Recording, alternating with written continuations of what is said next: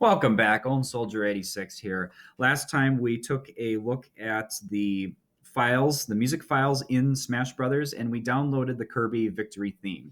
And then we opened it up in a Midi format on Finale here, so we could take a look at the actual notes that are being used to play that theme, which is kind of convenient, especially as a musician. I can tell exactly where the theme is, where the bass is, that kind of thing. However, if you're looking at this with me, even as a musician, I look at this and I go, wow, what a mess.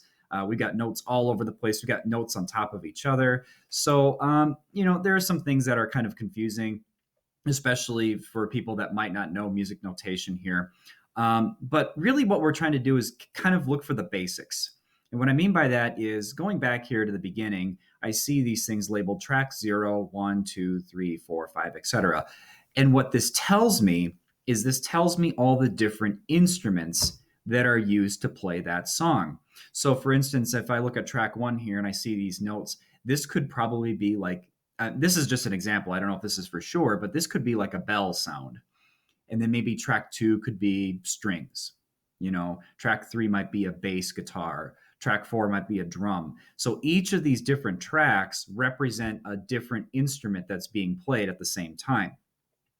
And that's no different than if we looked at a real piece of music too, because you'd see, it all arranged by the different instrument types. And even if you're not a musician, you could probably tell all the activity that's going on. You might be able to determine after listening to the theme, you could say, oh, these notes up here, this is obviously really, really high. So this must be a flute that's playing. When we played this last time, it sounded kind of awkward. I'll play it in Finale one more time so you can hear this version of it. Oops, we'll start it over. Okay, so it doesn't sound quite right? The instruments used in Finale are not the same. However, what is important, though, is that the notes are correct. So if I go back over here to the Goldeneye Setup Editor version, again, 000F is the code. We'll hit play.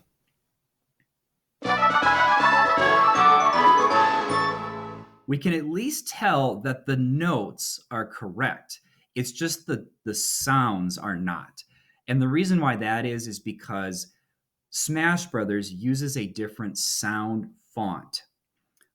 Think of sound font no different than using a font on like a Word document. If I were to go over here and change the font on my document, it's still letters that you understand, but it will just look different, right?